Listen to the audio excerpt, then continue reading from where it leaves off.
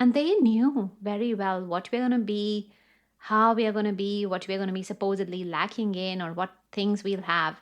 But they wanted to bring that because they wanted the lineage to understand. So each of us Mm. is chosen to heal our lineages.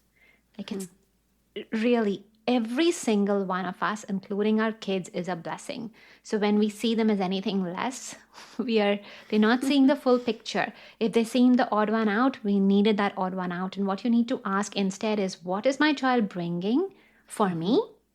Why do I have this? And especially wherever you feel like really the big lack, like you feel like, oh, my child's Yeah. not, getting this. My child's perhaps not able to do academics really well, or my child's not able to sit down really well. I want you to start thinking, what part of you really wants that? As in, is it your ego part? Do you want to be like the cool parent who has got the perfect child? What part is it that's wanting that? Like, heal that within Yeah. yourself. Hi, conscious parents. It's Carrie here, and I am here with a little info about raising our mindful kids. I've got some tips and tricks about breaking free of the box and becoming who you are and teaching your kids how to do that along the way. Join us. Hi there and welcome back. You guys, I have an amazing guest here today, Kanika Vasudeva, and she is an Akashic Records reader and an energy coach and a parent as well. I'm so excited to connect with you, Kanika. Thank you so much for being here today. Thanks a lot. I am so glad to be here. Yes, and I'm so excited to finally hit record because you and I were having such a wonderful chat this morning. So, this morning for me, but I know it's later for you. And so, actually, can we jump right in? I would love to ask you. I think as a parent, and I'm switching gears, I'm going to ask you how best do we regulate our own energy as a parent? I feel like my husband would love this question. He works really hard at work and has a very intense job. And so then coming home, and if we're having intense energy in our house, it's a lot. So what would you say for these parents? I love your question, first of all, because I think as parents, a lot of us do pull on multiple hats. We have our Mm-hmm. work going on. We might have other stresses going on related to family life. There might be something else happening with our friends, with our family. And then we've got our kids. And it's almost like another full time job having your kids because you want to be present for them, you want to have the energy for them. But there's also you in the background who's getting Mm-hmm. sometimes just overwhelmed, who's actually sometimes getting a lot overworked, especially when your kids are asking you for attention and you've given a full day or you've had a tough thing. Yeah. It's very hard. So, well, I think first of all, just recognizing that is amazing by itself, like knowing that you've got to look after your energy.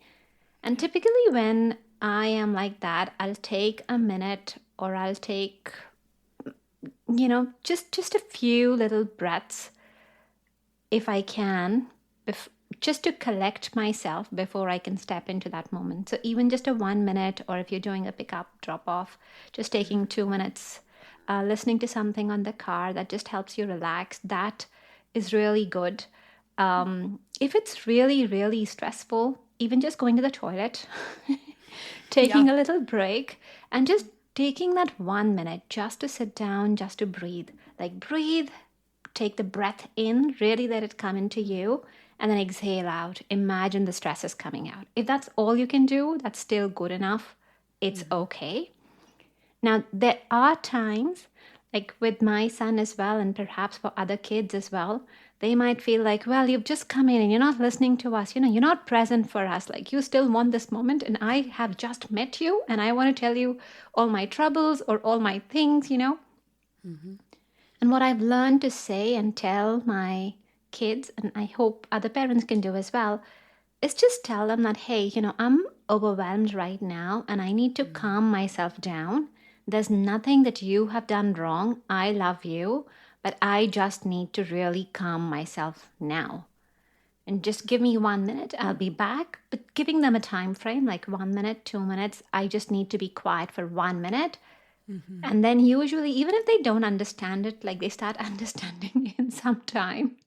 But just setting that little boundary and taking that little moment for yourself, that can be a big, big shift, I find.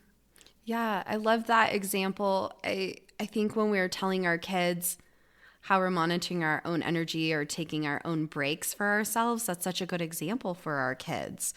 How do we teach, how do we help our gifted and sensitive kids protect their own energy and navigate overwhelm in their lives? Yeah, so I think that's the first step where that's we do it, like Yep. they notice that we are doing this. Then I usually like to walk the kids with a little bit meditation as well. Like usually if we are raising such kids, we have got lots of tools from other therapists. There are other techniques that we've learned ourselves. My favorite one is grounding, where I really teach my son also to ground, which is just imagining that where you're sitting, you just imagine that your legs get longer and longer and they go right into the center of the earth. Yeah. And you can make it funny because, you can make it interesting for them. Like it doesn't have to be serious. So I just say, oh, well, you've got a monkey tail, like there's a monkey tail and that goes from your back. It's going all the way to the center of the earth. And now I'm imagining these colors flowing down. Like just play with their imagination, whatever works with them, but teach them how to let go of stress. So sometimes it could be letting colors flow through them. It could be, well, you've got lots of stones, let's throw this person away. This person said something. Let's just throw that into the ground. We don't like that. So just using imagery that they like and helping them throw that stuff away because you're giving them agency. Well, we don't like this, whatever that heaviness is. Let's say wherever they felt that they couldn't do something, sometimes even the stress of that, well, it's so difficult. Why don't we take all the difficulty and just throw it away? Right. And so that's how you're helping them ground. Now, grounding is a beautiful technique. Yes, it's a meditation technique, but the science behind grounding is that it's like a conductor that really helps us, an electric conductor that really helps us release our negative charges. All the electrical appliances that we have in our houses, like a toaster, like an iron, even like the fridge, like all the electrical appliances, they have an earthing wire. The reason they have the earthing wire is because that is meant to connect to the earth if there's any fault. So the excess negative charge goes into the earth. So when you're teaching a child, or when we are doing this ourselves and when we are grounding, we are walking ungrounded, really. We're walking like with no discharge for our negative feelings, like whatever heaviness we feel, overwhelmed, that's all there, right? Yeah. So when we ground, when we start teaching them that, we help them with this. And so once you help them ground, a lot of the times I find that starts shifting, like the body starts easing into it. Work with your child in terms of what really works for them, right? Your child might be very sensory. So you can tell them, so now your shoulders are dropping, or it feels soft. It feels like whatever they are used to, bring those senses into them. If they like smells, well, this is how it feels like. Well, let's see. You can imagine things that they would see. This is how it feels like. But bring those senses to them, whatever they would like. If they're very much into, let's say, unicorns, you can bring those unicorns in, because once we've discharged, we want to fill the space and we want to fill it with something that they would find interesting. So I always connect them to the sun. We always imagine the sunlight pouring with gold sparkles coming in. And you can bring in that, well, what do we want the sun to bring for us? Oh, let's bring us some adventure. We would like to play with cars. Like my son loves cars, loves anything with speed and so on. But bring that imagery in. If it's nighttime, you could tell them, well, now there's some unicorn coming in, or there's there are fairies who want to come and who want to sleep with you. What would you like to dream about? But do it per the day, do it per what your child really likes. But bring these two elements, bring the earth, bring the sun, and just let them do the work for you. Bring imagery and bring story into it so that they're meditating without even knowing it. But it will really help them relax because you have given them a space to ground, let go of the heaviness that they're feeling. And then you're filling in with the vibration that they would like to have. Yes. We love to do that every night at bedtime. It's great. I love that. And I love the way that you're describing grounding, I think is wonderful to define it in that way. And we can do that for our kids. I love what you're saying. We can bring it to the children's level. So it's wonderful. Okay. Yeah, not making it complicated, like just working with them. In fact, I think this is what we can learn as parents. Often we are more serious. Kids have a lot more fun and play to them.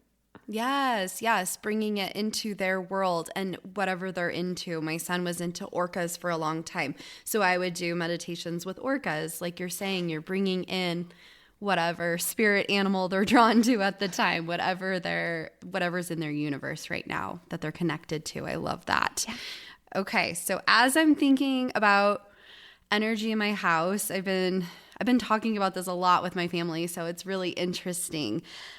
You and I were actually speaking about names before I hit record today, and we were talking about how it's interesting because our parents are choosing our names for us, right? And it was interesting because when I was pregnant, I was telling you when I was pregnant with my kids, I went to a psychic or a medium and I asked, do my kids like these names? And it was really interesting because they were like, yes, they love this name. And this is a name that they probably won't ever change to like a more formal version because I have little nicknames for my kids while they're little. And they said my son will probably keep his nickname his whole time. I'm like, well, that's really cool. But I am not sure. My name has a meaning that's connected to my father's side of the family. And I never really took to that connection. So when we give a name, it's interesting. And I was very thoughtful when I named my daughter. She has the same middle name as me. And I thought, is it okay to do this? Because then I'm bringing in pieces of myself to her. But I want her to be her own. What are your thoughts on names and then also like generational emotional patterns that can pass down too? Or how we can work on those? That's two separate questions, but you can choose where you want to start. No, I love that. I think it's a beautiful thing. And like we were talking about that as well.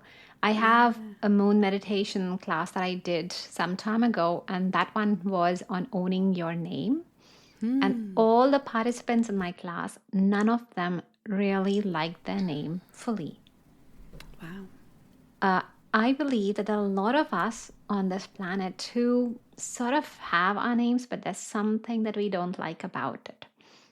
And that could be different things. It may or may not even be the surname. Usually even as the first name. Like if I give my example, right?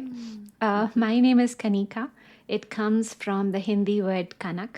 Kanak is a small wheat grain, like 1 grain of wheat in Hindi. And that wheat grain, that name was given because wheat is like the staple diet in North India. And that's like the gold, so to speak, because when you have wheat, you have enough to feed and so on. And so it was that small grain that I was named after. So my name literally is a small part of something big. And I hated that. You're the tiny part. That's hard to take in when you're a kid. Yeah. You want to expand. Like I'm the tiny part of something big. And I'm like, what the? What does that mean? Right. Like, you know, like give me a name. It just means so small. When you're wanting to expand, right? So many children are wanting to expand into their own and grow. Yeah.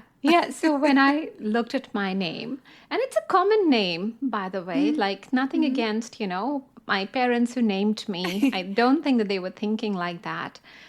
Very opposite. But this is what I was taking away, and I did not like feeling small at all. As I've grown up, though, I've started understanding that the name also means I'm a small part of something big, means I'm creating something big.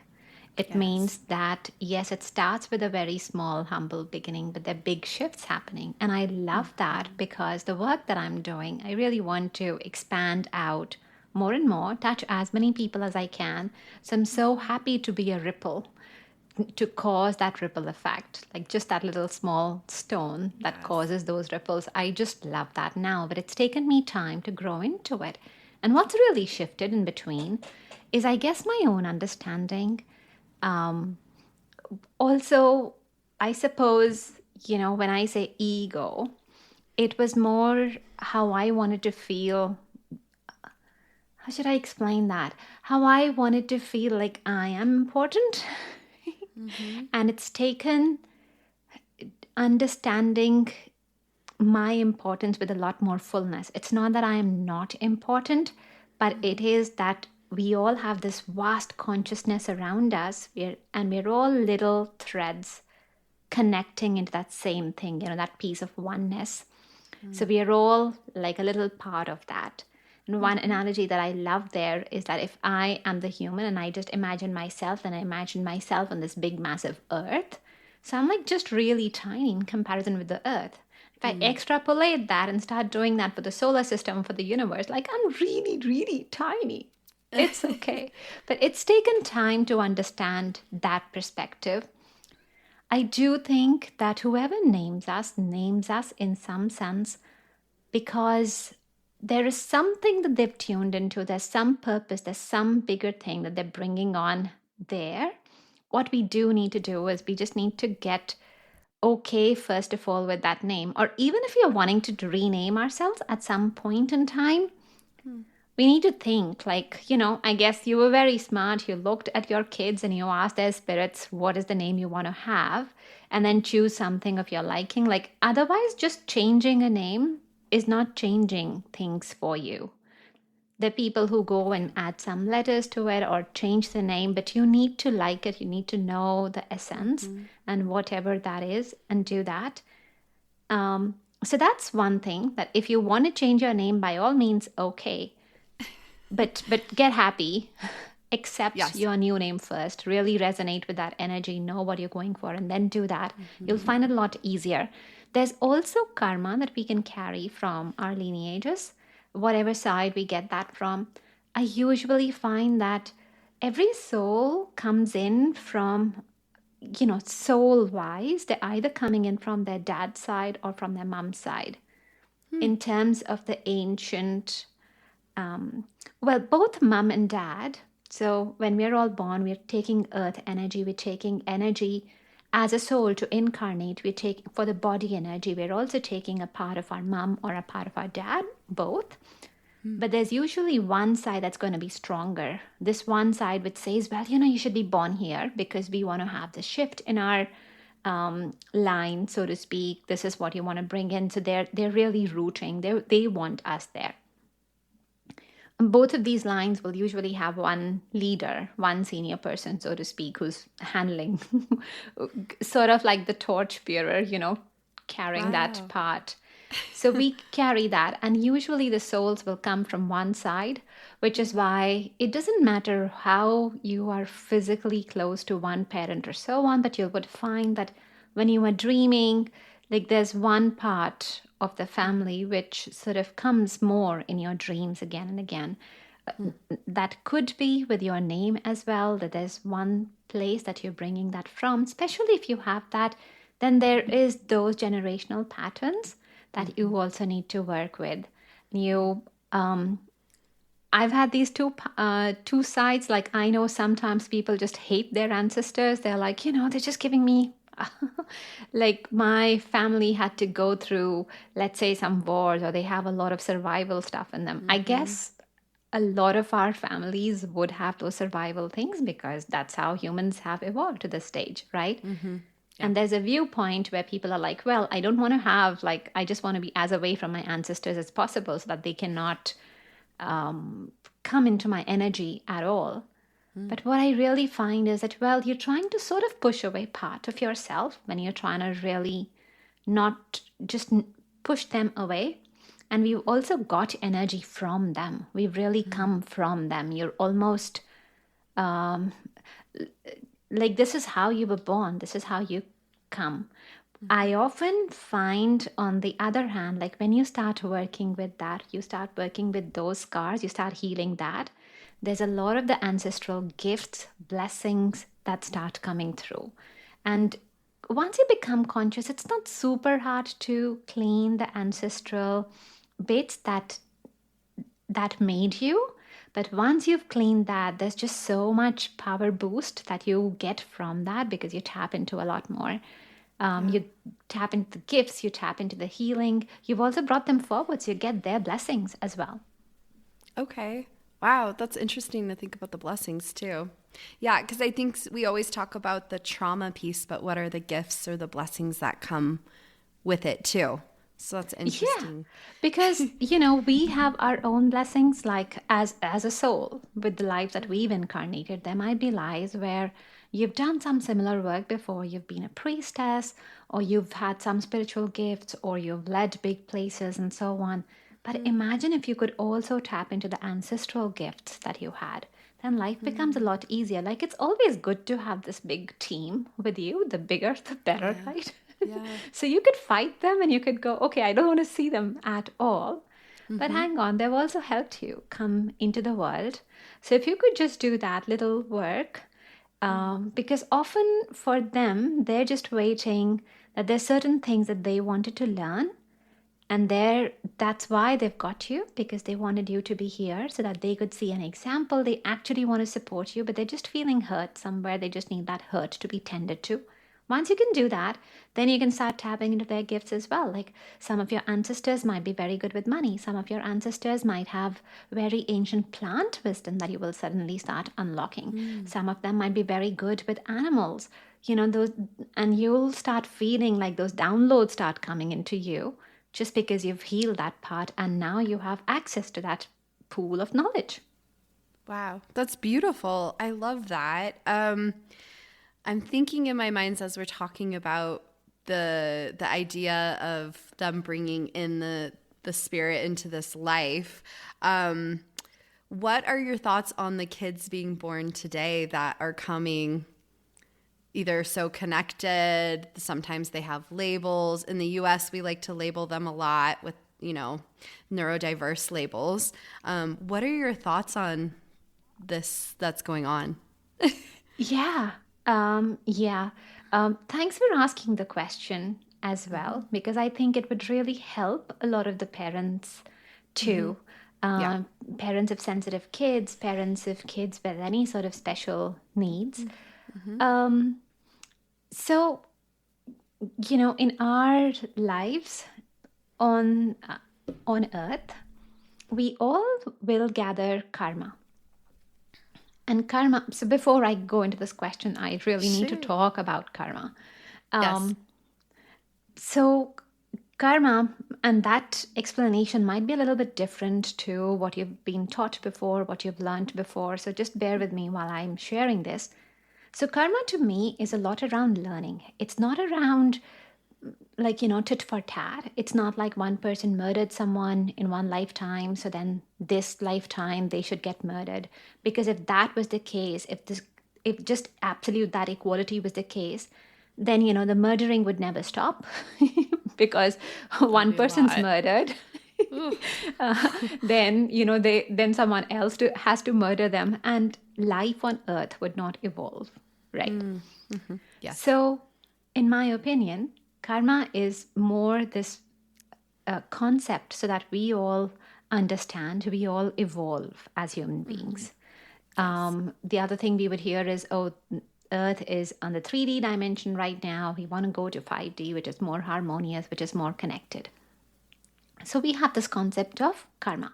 Now, how does karma really happen? Like, when do I get the bad points? When do I get the right points? For the soul, there's nothing is good or bad. But again, I still need to learn. Let's say I've taken something from someone, I've snatched a lot of money from someone. I need to be, learning how to not do that and how to have more harmony.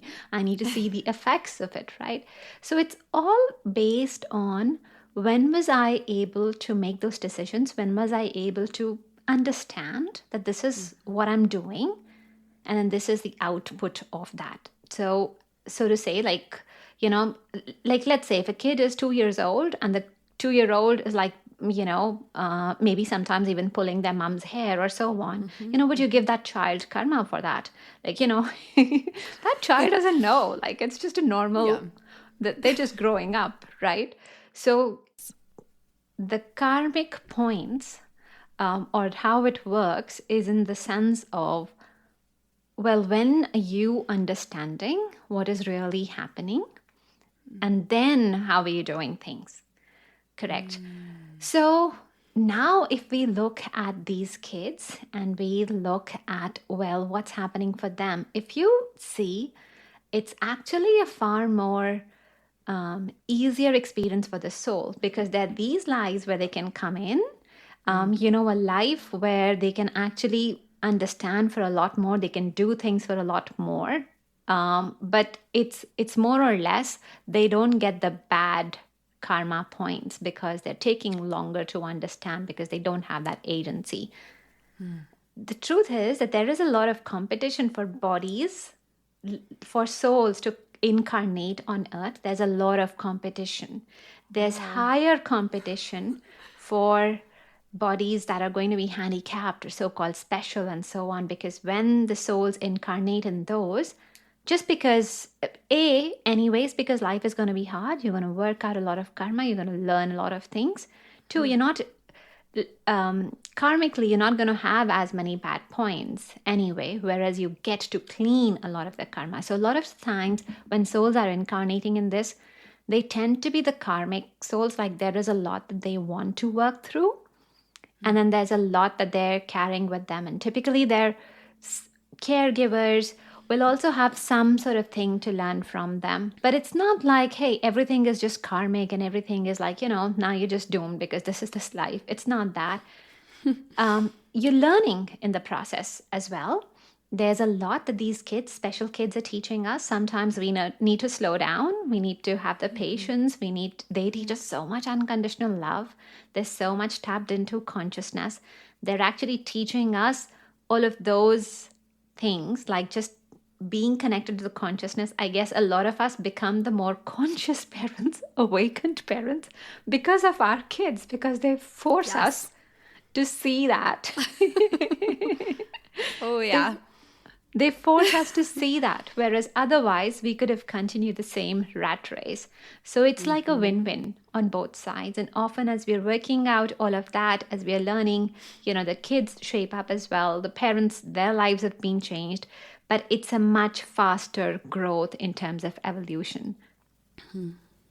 Yeah.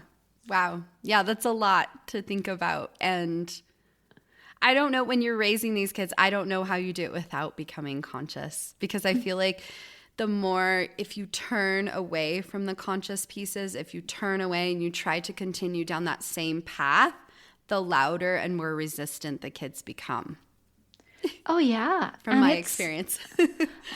That too. And I think just the whole system is so, like it puts you down so much. Like when you have kids like that, whatever, you go to the therapist, you go to the school, you go to so on, like you just never get good news. It's just one thing after the other. And you're like, okay, I get it. But like, somebody tell me like something's better here.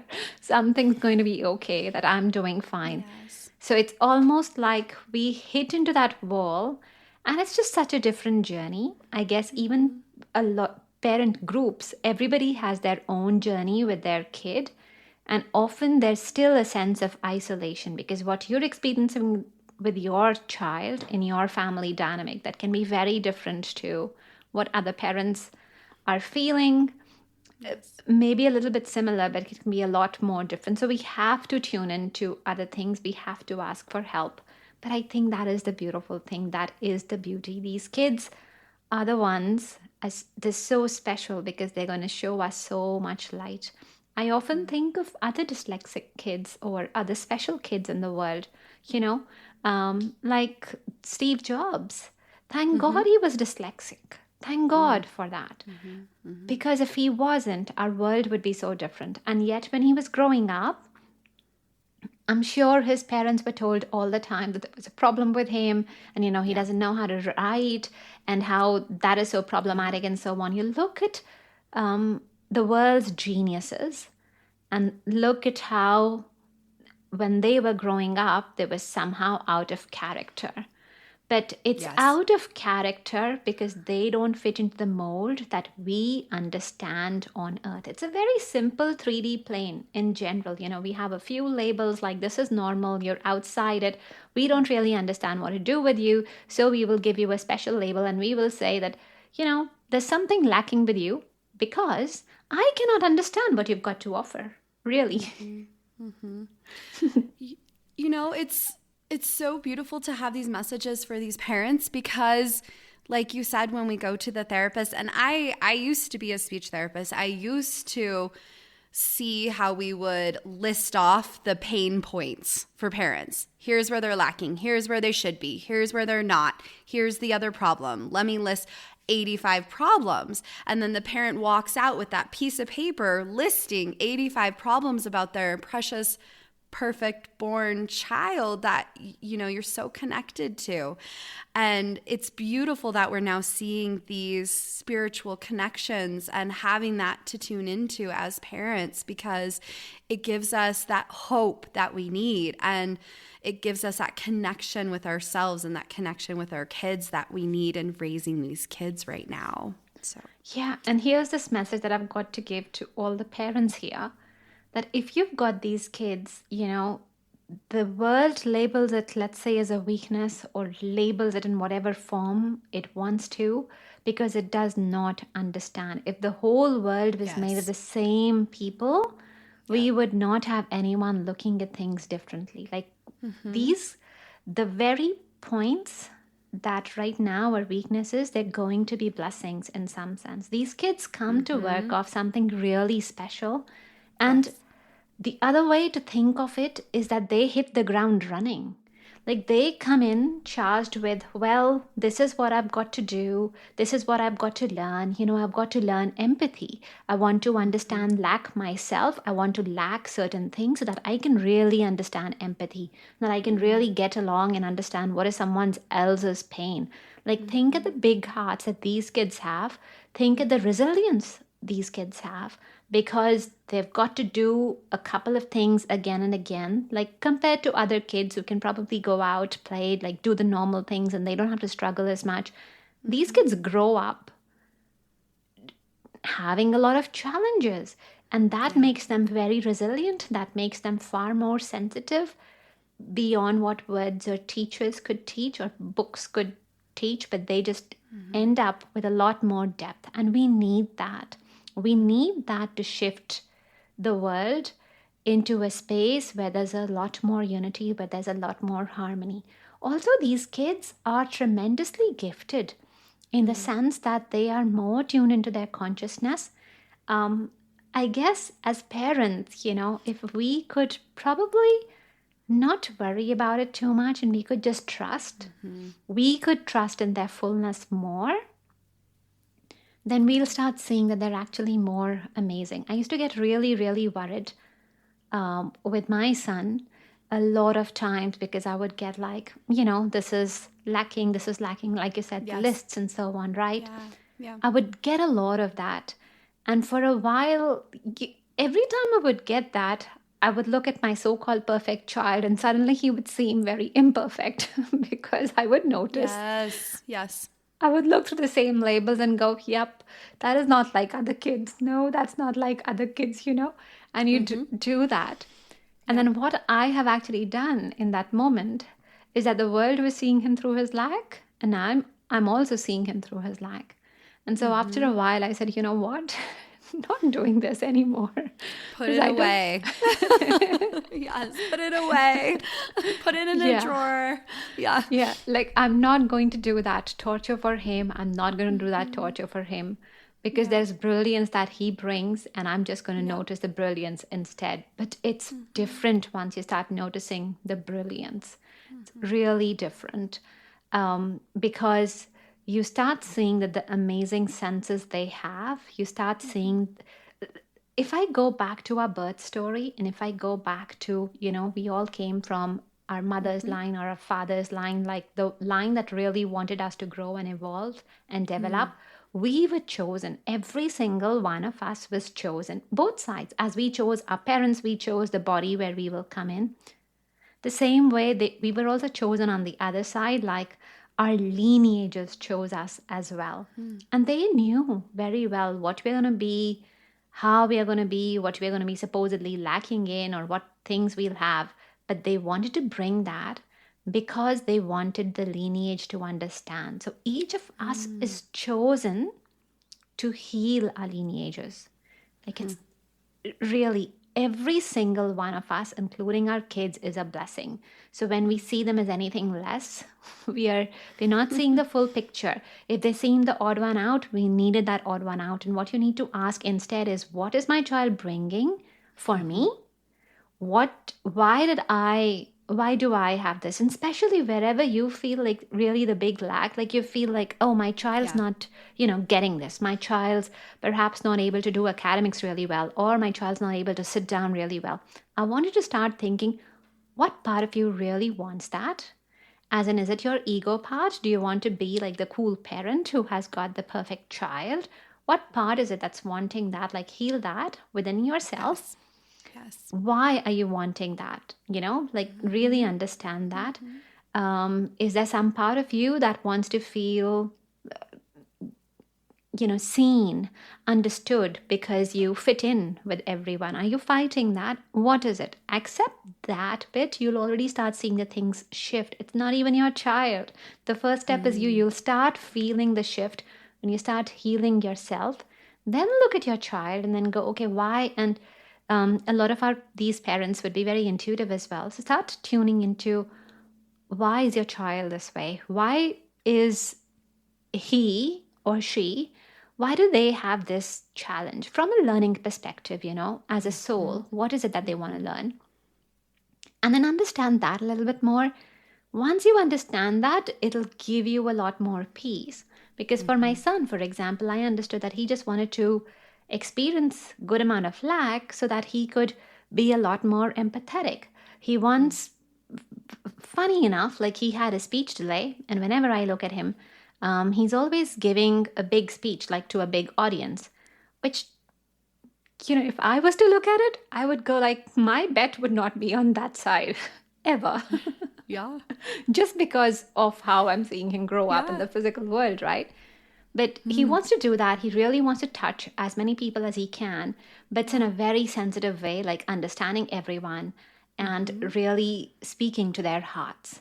And to be able to do that, he needs to understand the lack. He needs to feel that himself so that he's really able to serve his purpose as best as he can. Once you start doing that, once you get that picture, a lot of the stress, worry that we can carry as parents, that gets dissolved. It's so spot on. Thank you so much for sharing the story of what you're seeing and visualizing for your son. I think it's so magical to think about the shift that he is possibly going through and going to evolve into in this life. And it's interesting what you were talking about, reflecting back on ourselves as parents. My husband and I recently were reflecting. Our son is turning 10, and we feel like he has this piece of trying to be perfect to fit in, because he's very sensitive and very aware of everybody else's energy and everybody else's ideas of him. And my husband and I noticed we were watching a video of when our son, and we were watching with both of our kids. We like to watch these little year-long movies that we call them from different eras. And we were watching when he was little, and he was so fun and vivacious and just being his own spirit when he was 4 years old. And my daughter said, buddy, like, how come you don't act like that? Like, you don't live like that as much now. You were so much fun before you cared about being cool. And it was really interesting because my husband and I, we were wondering, why did he do that? Why did he shift? Why did he try to be like everybody else and not be himself?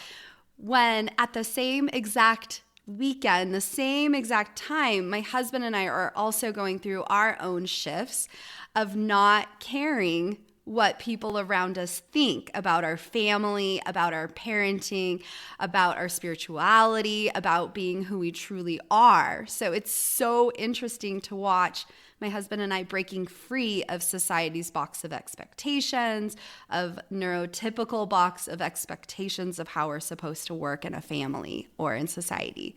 So we're watching this shift in ourselves, and then we're also encouraging our son to be himself and talking about true friendship, what true friendship looks like, and accepting people for who they are. I'm so glad and so thankful that you shared this, because this will resonate with a lot of parents, and particularly when we are on this journey, spiritual journey or awakening journey, um, we'll often find that these paths mirror, because the world is a mirror. Our kids will reflect what we are going through. So a lot of what you want to teach to them, actually evolve and do that yourself, and talk as much as possible with your kids. Oftentimes, I think also if we can hold space for them where they can come out and they can talk as much, Yep. that is the time when they can be really open and they can actually help us see the wounds exactly where we need to heal. But it's so spot on. These kids, they're such a blessing because they come to heal us in so many ways. Yeah, it's so much there. They are our biggest teachers. Yeah, in so many ways. So totally, beautiful. Thank you so much, Kanika, for having this amazing spiritual parenting chat today. I really appreciate your connection today. And I love the work you're doing. I love your podcast. I've been listening this week. I think you're sharing beautiful messages with parents. How can our listeners find you? Oh, thanks a lot, Carrie. This has been absolutely amazing. We covered such good topics. It's really been fun. I can be found at Kanika Energy Coach on Instagram, on LinkedIn, and YouTube as well. So that's my favorite place. Come ask me questions. And I have a freebie as well for parents who might be wondering around their parenting contracts or their karma with their kids. So that can be found at artoflifecenter.com/parent. So this is a 3-part audio series, and I tell the parents about their karmic contracts, about their soul contracts with their kids, and we also get to heal it as well. Each of the audio is about 10 minutes, so it's not too much, but I'm getting some amazing feedback with that one. Oh my gosh, I can't wait to check that one out myself. And we'll include those in the show notes for everyone. I would love to share that. That's beautiful. And what's the name of your podcast again for our listeners? So the name of my podcast is Art of Life Podcast. I've actually got 2 podcasts. One of them is the Art of Life Podcast, where I have guests and where I do my own talks as well around parenting, around transformation, etc. Then there's another podcast I have, which is Art of Life Guided Meditations. And they're smaller meditations that I do for parents, but also for other audiences. And it's got some cool meditations, like it's got meditations when you are really stressed out, you cannot sleep. It's got more spiritual meditations as well, like if you feel you've got a spiritual attack. It's got some meditations to heal the wounds with your mother, your father as well. So yeah, so that's like my, I think that's my special place, that I would just want everyone to have access to these tools where they can release stress, they can feel better in the moment. And that's my service to the world. Beautiful. Oh my goodness. I'm excited to share that with our listeners. I know so many parents are always looking for more guided meditations and healing guided meditations. That's just 2 in 1. Thank you so much, Kanika, for sharing all of this with us. Thank you so much, Carrie. It's been amazing to be on the show. Well, that's a wrap. Thanks so much for tuning in, Changemakers. This is Carrie. And if you haven't done a review for us, 5 stars and a few words about what you've enjoyed in our podcast episodes, we would really appreciate it. If you guys would like to ever message me, I would love any questions you have or any feedback at info@hearttoheartlife.com. We also have a brand new website, which we're super excited to share. It's hearttoheartlife.com. Thanks so much for tuning in, and Happy life, happy times, changemaker families. Bye. Please remember that the information shared on this podcast is educational in nature and does not constitute licensed mental health advice. If you need such advice, you should speak with a licensed professional about your unique situation. Thanks so much, happy listeners.